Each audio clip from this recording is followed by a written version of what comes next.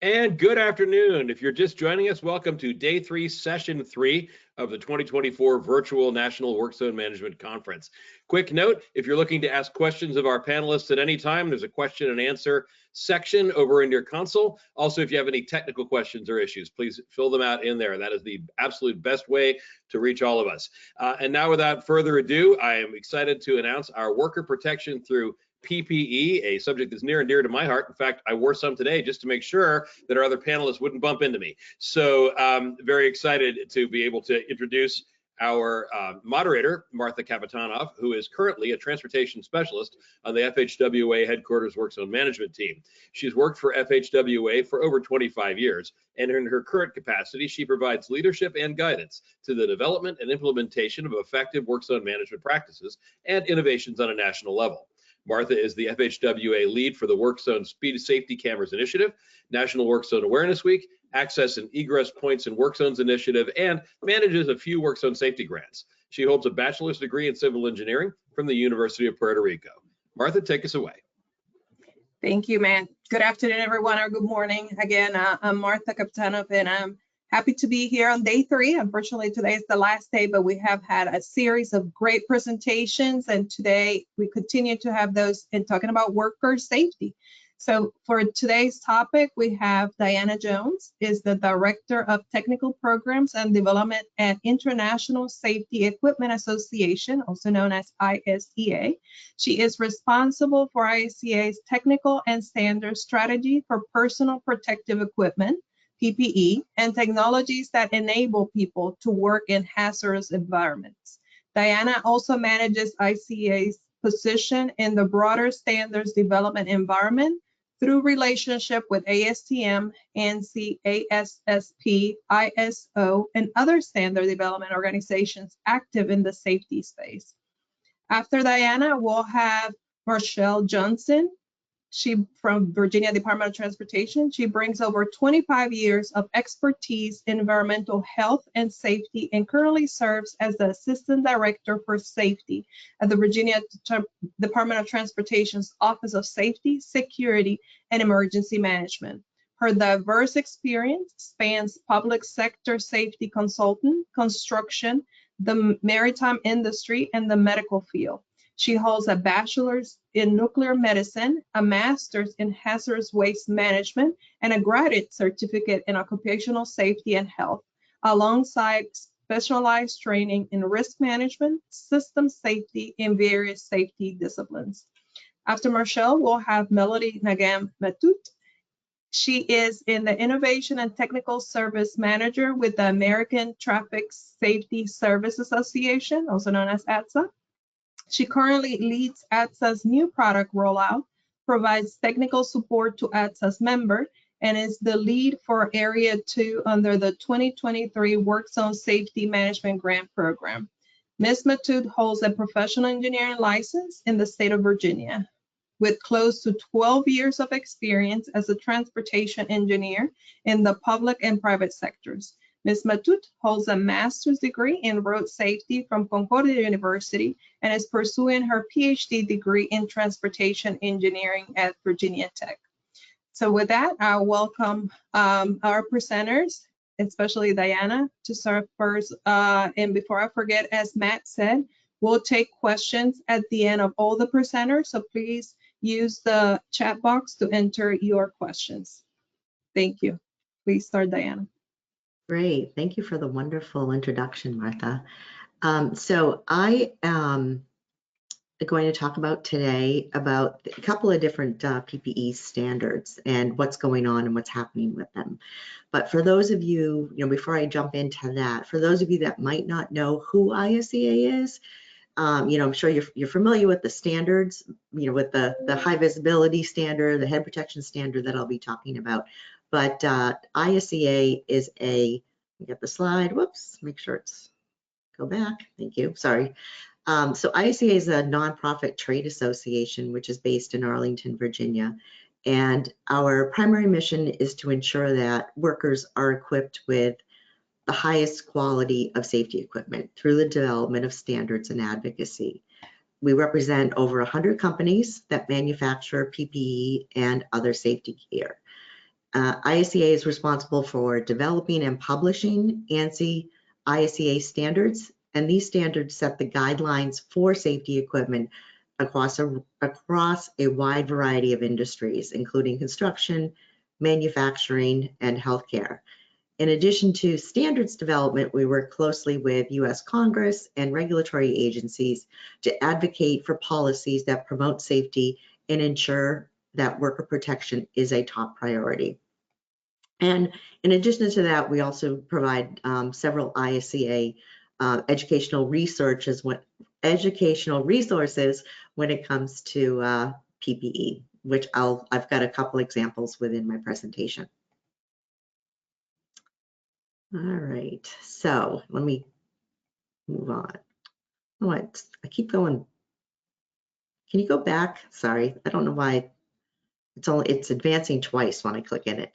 So apologize for that. So I'm going to start with head protection and then move on to high visibility safety apparel. But I'm sure most of you know that head protection is undergoing a significant transformation right now. We're seeing a lot of advancements in materials being integrated into head protection, making head protection lighter and providing better impact resistance and comfort. There are also innovations in integrated features. For example, helmets now often come with built-in technology such as RFID chips that provide real-time data and information to identify workers in the event of an accident. And the focus on proper fit and comfort cannot be overstated. You know, we need to talk about that as well. Enhanced ergonomic and ventilation designs are making head protection more wearable for longer periods, reducing the likelihood of workers opting out of wearing them.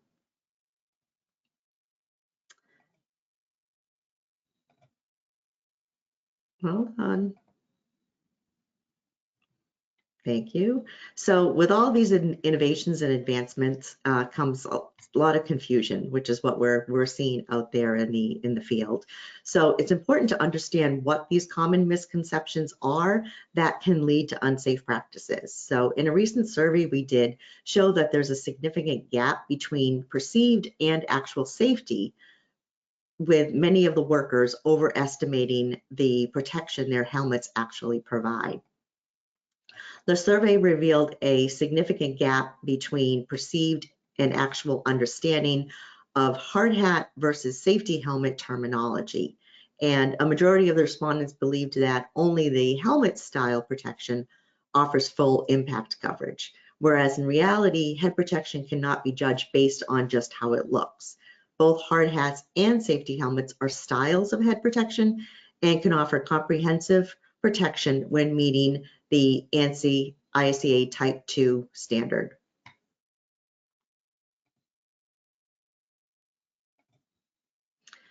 Additionally, there's a misunderstanding between hard hats and safety helmets when it comes to features and the protection they offer.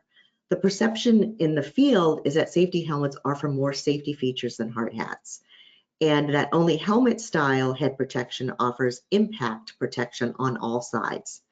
But in fact, the fact is that both can be equipped with modern safety features like chin straps, additional safety features when they are designed to meet Type 2 of the ANSI ISEA Z89 standard.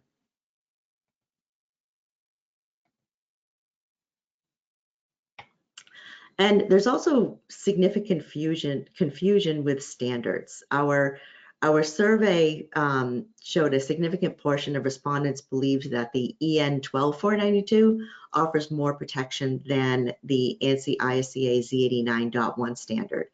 And more than half of them are unsure, reflecting a misunderstanding of the scope and applicability of these standards. The ISEA Z89.1 standard specifies the performance criteria that head protection must meet, including impact resistance, penetration resistance, electrical, and resistance to flame and heat. And the OSHA regulations require that head protection comply with this standard. Z89.1 is the standard for the US. EN 12492 is a European standard that specifies safety requirements for safety helmets for use in mountaineering. a question that we get a lot is this required by OSHA? And the answer that we give is that it is not required by OSHA. The EN 12492 standard is not applicable in the United States.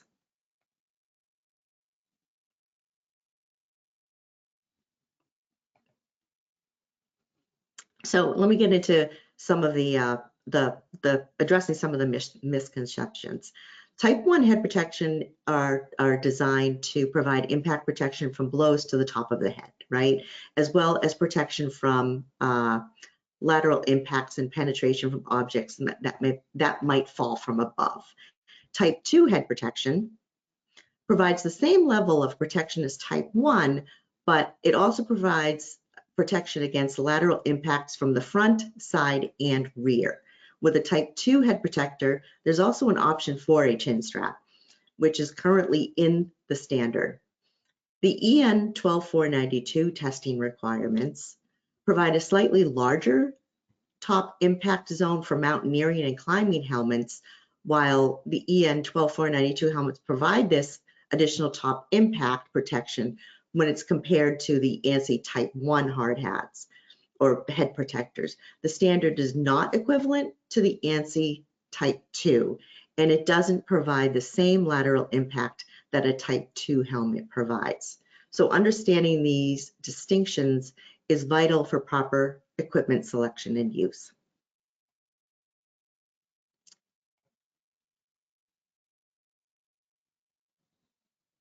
So here, there are many resources out there that talk about the different types of head protection and what should be used. And one of the things that ISEA has developed is a landing page, which I will put in the chat afterwards so that everybody can access, where we've got a little bit of a quiz where you can understand what is acceptable, what is included within the standard, and what modern features are available. So additionally, the number one thing that you can do, and as I mentioned before, you can't judge head protection just by looking at the shell, right? So most importantly is that you can read the label. A label on head protection is a requirement in the standard, and it identifies the type and class of protection for the product. So as I said before, we can't judge head protection by its shell, but the most accurate information is identified on the label.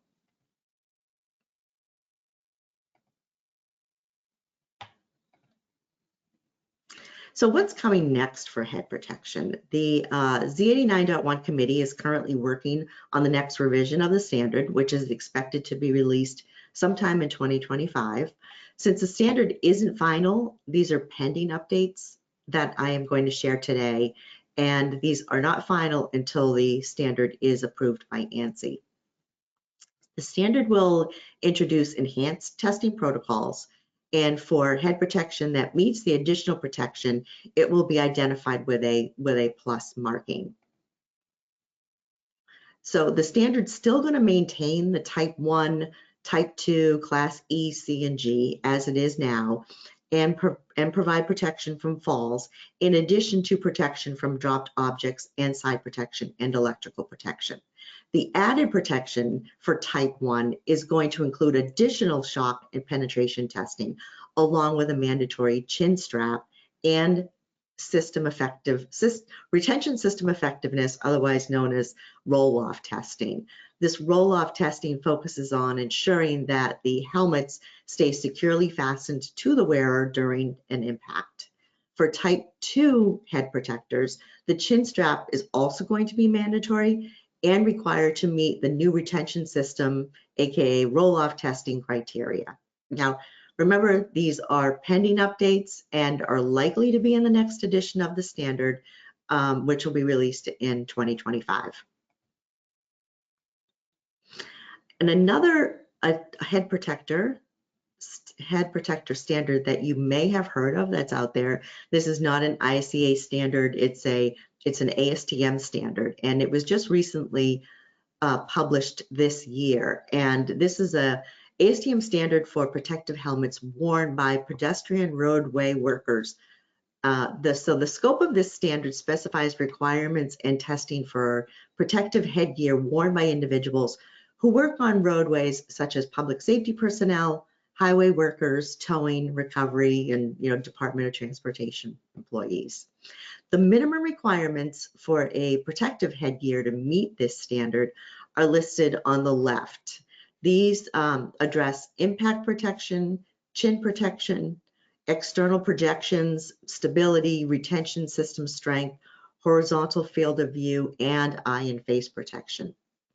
And additionally, there are optional criteria for these type of head protectors for heat resistance, electrical hazards, and high visibility.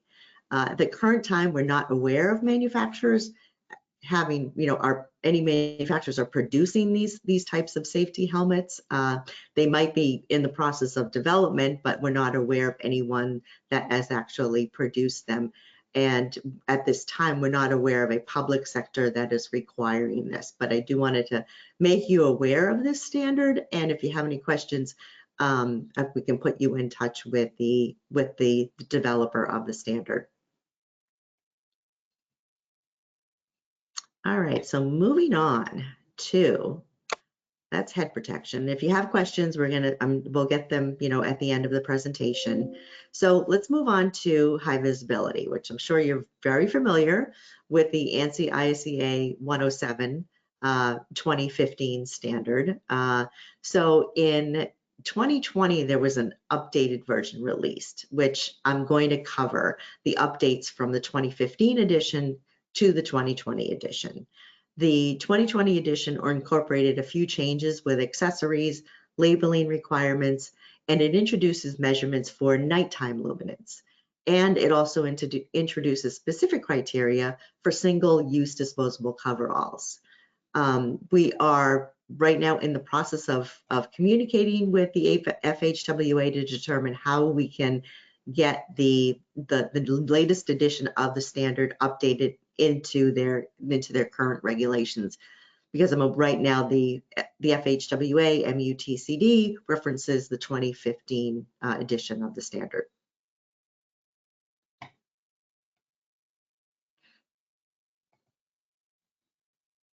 All right, so now getting into the changes. So one of the big change was that accessories such as hard hats and gloves have been removed from the standard. It was determined that they didn't contribute to the overall minimum amount of material, and because accessories could be removed by the wearer, they weren't considered a permanent feature and could not be counted as part of the minimum amount of background material.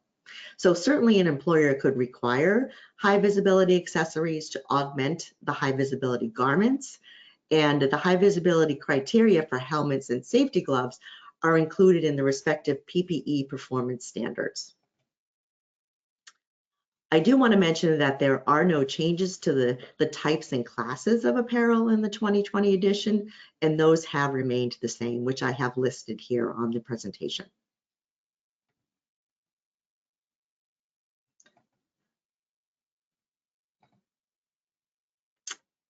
All right, so there is a slight change in what is required on the garment label. You see it pretty much looks the same. However, the number of times a garment could be cleaned was removed. This was done to avoid any misinterpretation end of life designation, which was not its intention. So instead, the cleaning processes continues to be included in the instruction for use requirements. So essentially it was removed as a requirement on the label, and manufacturers are putting any information for cleaning processes within their instructions for use.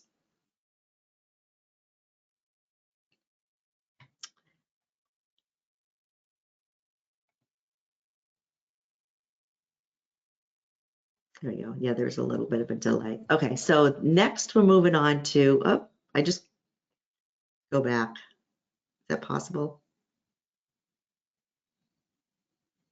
No, next slide. Oh, wait, sorry. Yeah, this is correct. Sorry about that. Thank you for Justin for running the slides for me. The delay is throwing me off. So the 2020 edition includes a new criteria for a high visibility single use disposable coverall. These are intended for dirty work environments, such as waste management, remediation, paving, or roadway painting activities. These are applications where worker visibility is imperative, and the working environment can cause the garment to become soiled easily in a way that disrupts the conventional cleaning life cycle. So this coverall configuration still complies with the requirements for color and background material, which are imposed on all compliant high visibility safety apparel. There is also material integrity. There is also associated material integrity requirements set forth in a new section, which are only applicable to these single-use disposable coveralls. And there is a unique product labeling requirement, as you can see here on the screen.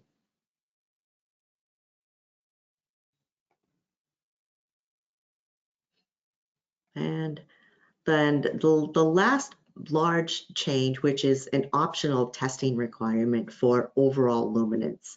And in this new test for luminance is the measured amount of nighttime reflected light that the garment returns to a driver. So since this is an optional assessment and optional reporting, there isn't a performance threshold that the product or the testing needs to meet. The resulting data provides a 360-degree retroreflective performance of the garment. So as you can see on the screen here, it's hard to see that what's grayed out in the background is actually the garment that's kind of broken up. You've got either the front and the back, and these little cone-shaped areas here are the sides, and you can see that the amount of luminance is represented by the colored lines. So like I said, there's no threshold requirement, but the intent of this was to be used as a tool for safety managers or the wearer to compare the protective qualities of one or more types of garments, right? So if you've got if you're evaluating multiple types of garments, you can ask the manufacturer or the supplier for these tests if they have them, because as I mentioned, this is an optional test and not all of them will be doing them, but a lot of our manufacturers that belong to IACA are doing and are performing these tests because they believe that it could help lead to future enhancements in garment design options that emphasize more side reflection. Because as you can see here, there's not a lot of, when you turn to the side, it's a lot harder to see the actual wearer.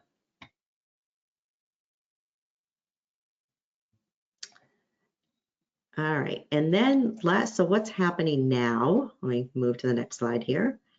So we are looking at the next edition of the ANSI IACA 107, which is going to be published in 2025. And the committee is currently working on this revision. And they are looking to expand options for color options available on high visibility gear. But at this time, they're still in discussions with that, so we're not sure if that's a definite or not. But the standard will definitely clarify definition for terms like may, shall, and should to better align with safety regulations and standards. But we were getting a lot of questions on if something is actually required, or if the terminology was in the current 2020 edition, the terminology is somewhat vague. And then we also got some feedback from the field, particularly from construction teams, that highlighted the need for more flexibility in sizing. And the new edition includes a smaller size allowance with adjustments to the square inches of background material required for different sizes. And so, as I mentioned, the committee is evaluating additional background colors, but they have looked at pink, and when they look at these additional colors, one of the main criteria for adopting an additional color is that it must perform on par with the existing colors. And pink has received the most attention, and testing continues to ascertain a pink dyed fabric that actually demonstrates equivalency two existing colors, which they haven't found one in testing yet that matches the current colors. Yes, and I have one more slide. So the next slide is like talk to the pending updates, and then if you go to the next one, I've got and we're doing both voice of the customer feedback, and we're in addition to sizing, as I mentioned before, we're looking at sizing, but we're also looking at real world testing for active lighting here, which we've done a lot of research with the Cal Poly in California with the construction management department there. And I think you're going to hear more about active lighting from one of the other presenters. And that's all I have. So thank you very much. Sorry if I ran a little bit over, and we'll take your questions at the end. Thank you.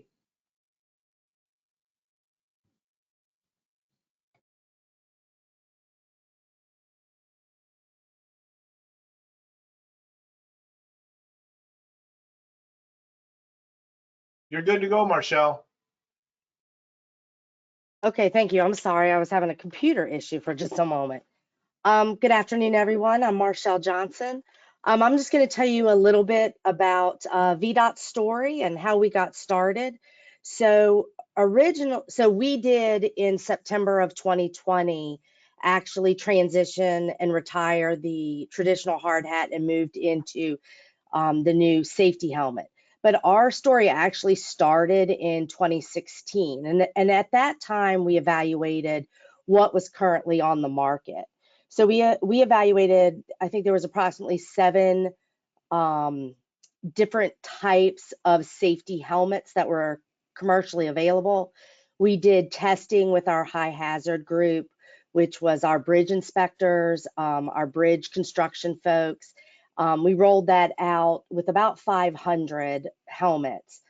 And then it kind of stalled a little bit. We had some change in administration, and our new commissioner came on board. We started talking to him about safety and some of the head injuries that have occurred, our workers' comp costs associated with that.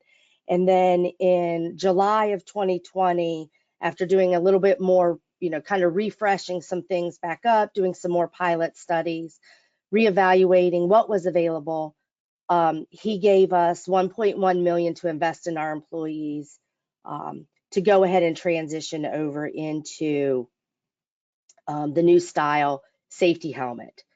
Now, the bad part is, and these are where some of our lessons learned comes from, is it was bad timing. It was right during COVID. So we had a lot of lessons learned. I think the biggest things for us from a lessons learned standpoint was you've got to really educate your employees on why they're transitioning from, if you choose to go from a traditional hard hat to a safety helmet, why you're doing it, what the benefits are, and explain to them. And I think that was just one of our shortfalls just because of COVID. We didn't get to do the education piece. You need to make sure, or is as enhanced as we had liked to. Additionally, making sure that people understand how to fit the helmet and properly wear the helmet. That's a huge issue. We find that depending on the ratcheting system that you have, and making sure that they understand how it's supposed to fit on their head, because it is definitely different than a traditional hard hat. I think we've had some great success stories.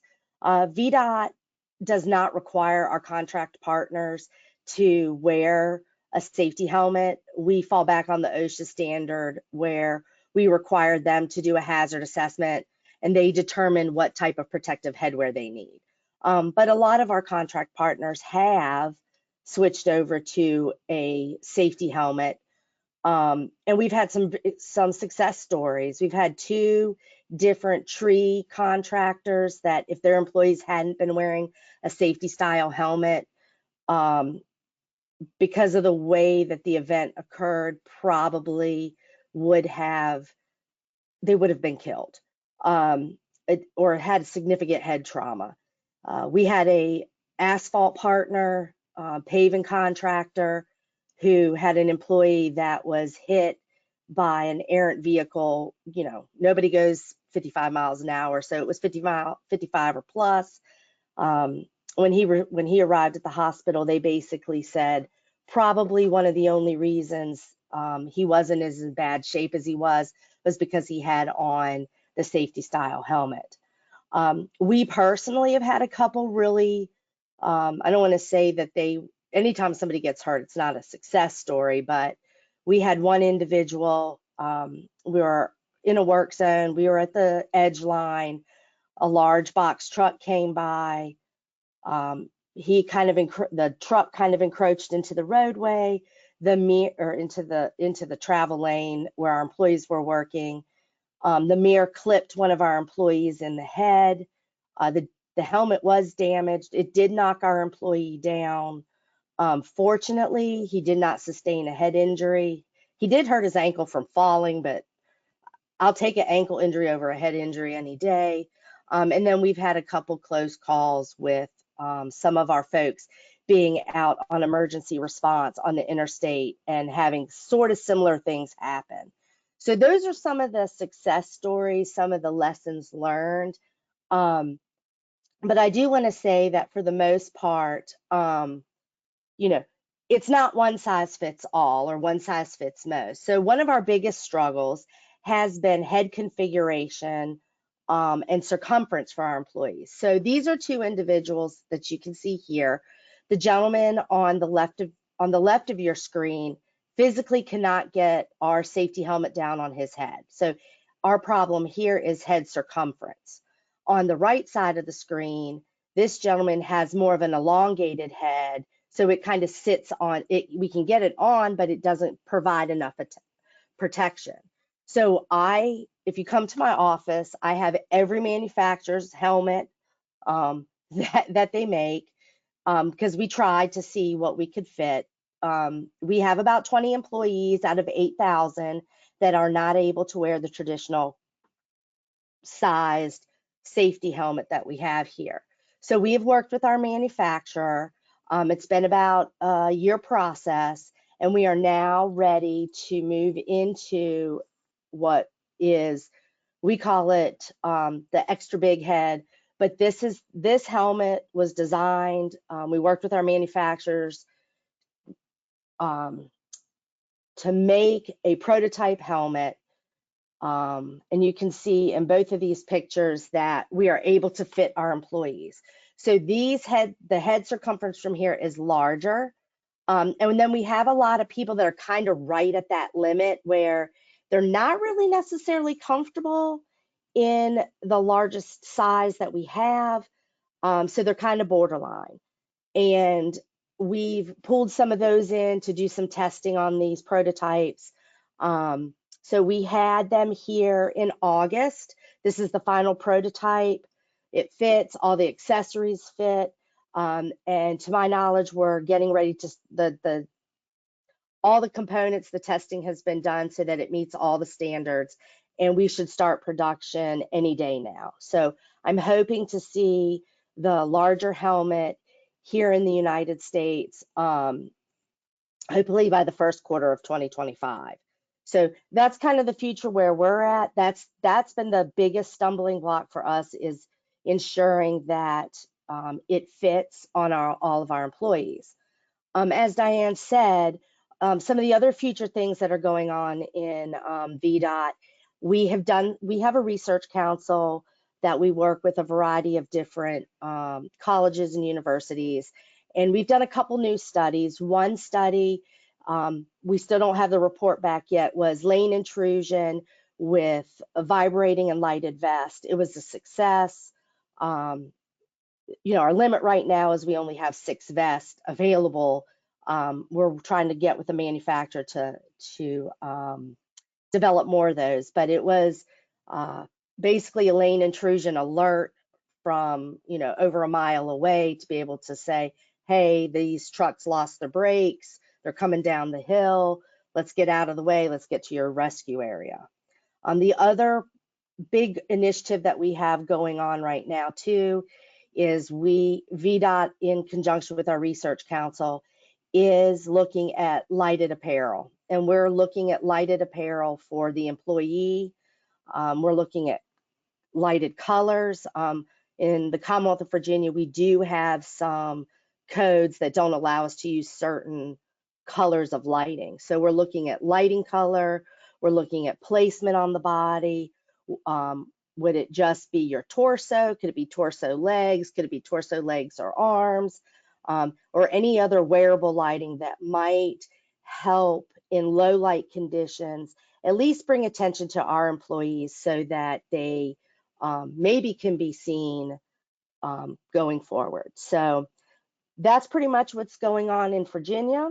I'd be happy to answer any questions at the end, and thank you for your time.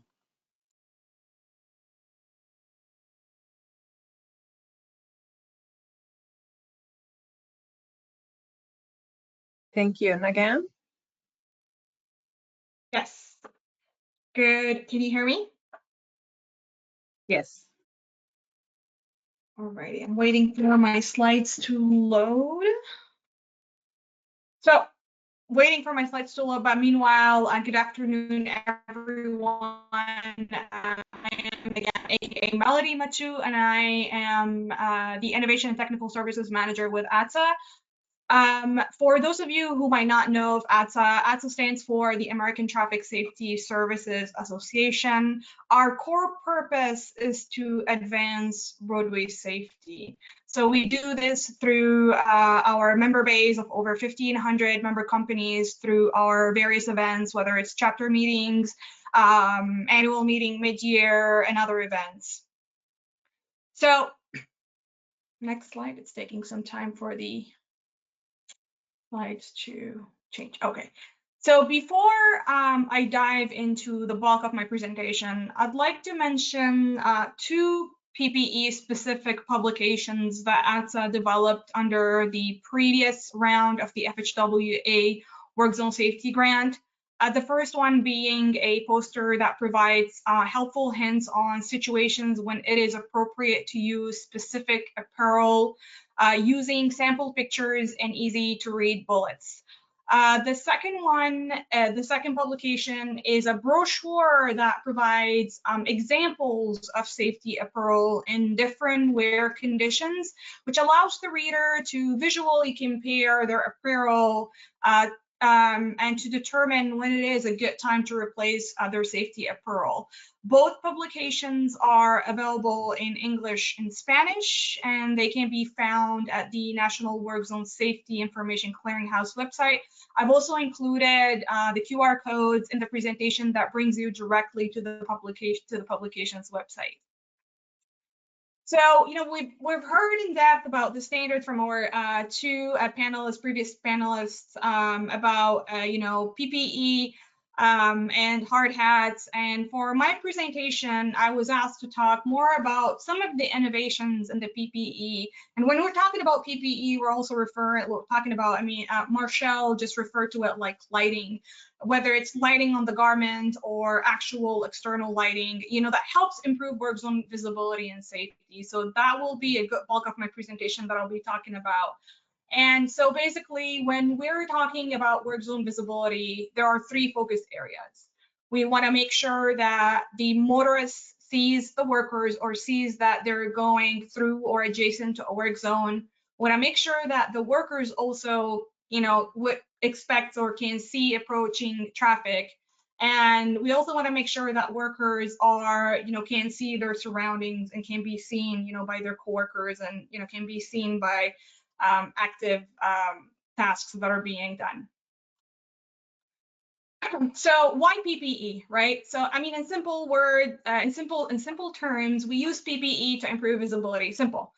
So by wearing PPE, it helps the roadway workers stand out from its environment. I'm gonna go to the next slide.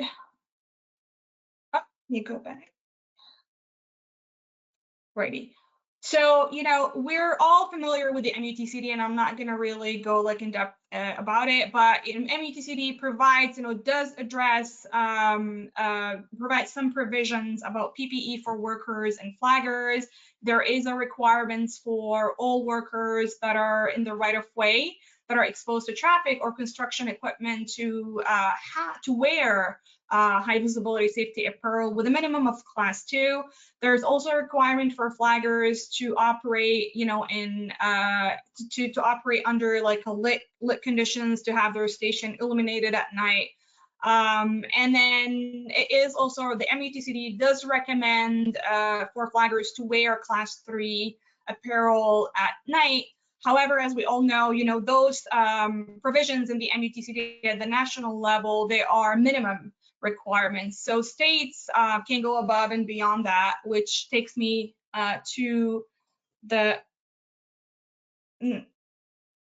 previous slide here, which take me to this slide here, which is an example from, this is for illustration purposes only, just to kind of show how a flagger station kind of like looks like with the lighting and all of that. But basically, this is just an example to show how we have lighting that's provided at the flagging station, as well as it's showing leg gaiters on the flagger. However, I do want to mention that VDOT does require all flaggers to wear Class E trousers for flaggers at night.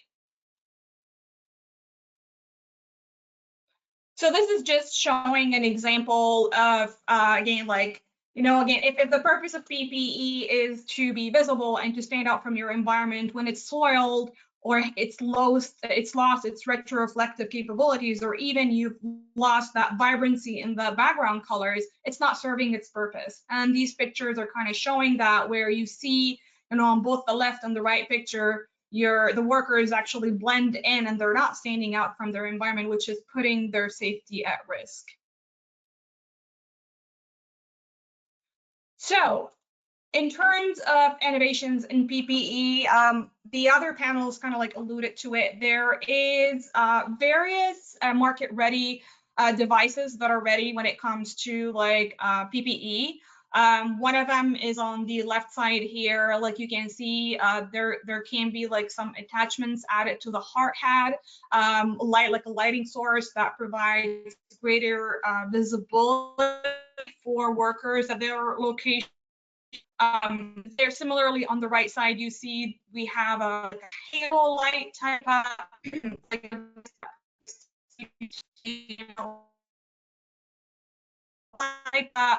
like device that provides 360 degrees in lighting. And then, the garment includes fake and enhance. And last but not least, if we want to improve visibility beyond like what we can see, right, beyond of what our eyes, there is what we call like the connected apparel. So the connected vest, the connected hard hat, you name it. And that helps the driver, that alerts the driver before they actually see a work zone or an active work zone to be alerted about the presence of an active work zone, for instance, through their phone app or through, an in-vehicle alert.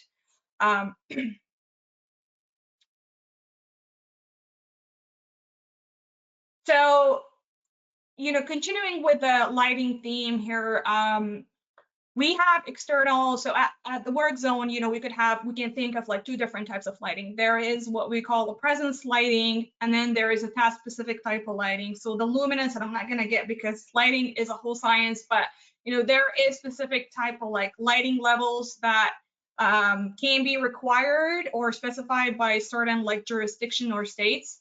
But really the major takeaway here when it comes to lighting is to make sure that when you have a source of lighting, it needs to distribute the light uniformly. And then it also needs to not cause glare.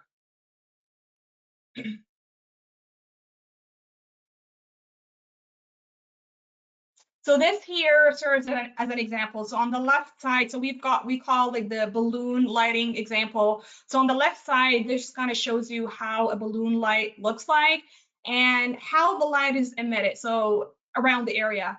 And we can also see that there is, there's no glare, and the glare is being diffused, which is very important to not have. And on the right side, we can see that there is a balloon light that is stationed within the taper section to provide that presence lighting throughout the work zone. So we can also see that, in that picture, that we don't have any glare, which is again, it does not impact the vision of the drivers, which is very important.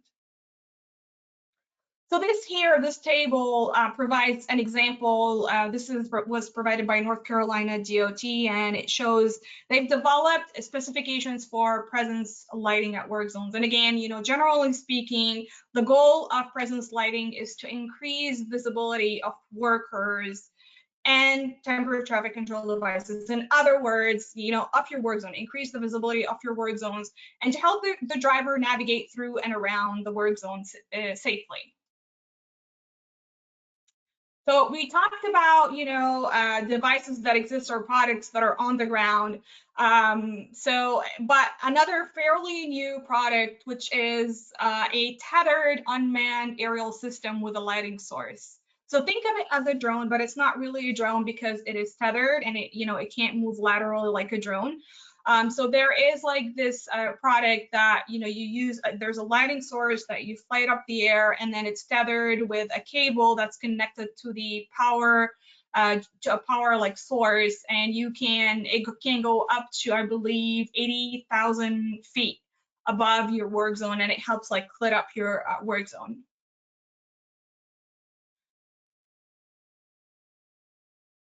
So another innovation that improves the visibility of a work zone is the recent use of laser guided systems for the placement of temporary traffic control devices, such as cones, for example. So in this case, for this product, the laser guided systems are integrated into work vehicles. And in addition to providing workers with a clear visual cue for the placement of temporary traffic control devices, it also highlights work zone boundaries during, for instance, like a mobile operation.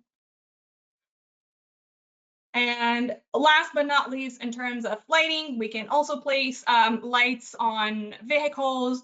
Again, agencies may select certain types and colors for wording lights on vehicles and construction equipment. Marshall did mention, she did talk about the colors and like on the lighting of the safety apparel. This kind of also like that they have some colors that are prohibited or accepted. That also goes, and that is also true for those type of like lights on work vehicles. So there is a variety of light colors when it comes to those type of lights, whether it's amber, blue, green, you name it, that can be put on work vehicles that are out there. However, certain colors may be allowed or even prohibited based on an agency's policies and regulations as well as local laws. So if you're interested to learn more about, how to select and apply appropriate types of warning lights on work vehicles, there's a really good resource out there. It's an NCHRP report. It's NCHRP report 624 that kind of like goes into all of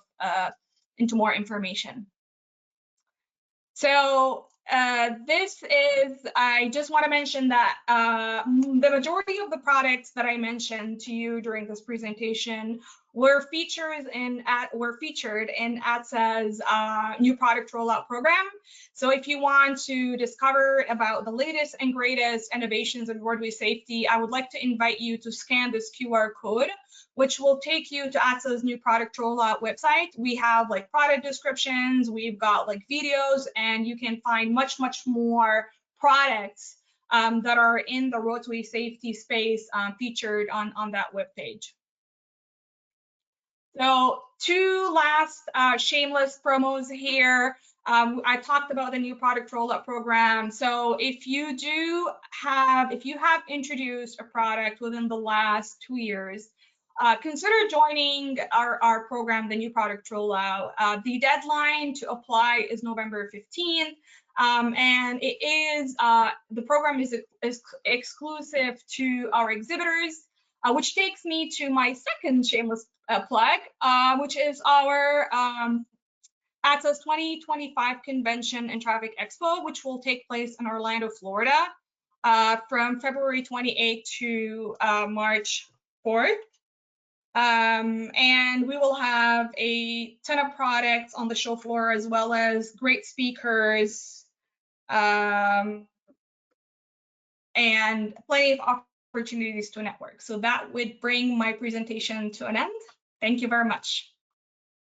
Thank you so much, Nagam and Diana and Marshall, for sharing the great information. I'm not sure if we have a minute or two for questions. Do we have any questions, Brad?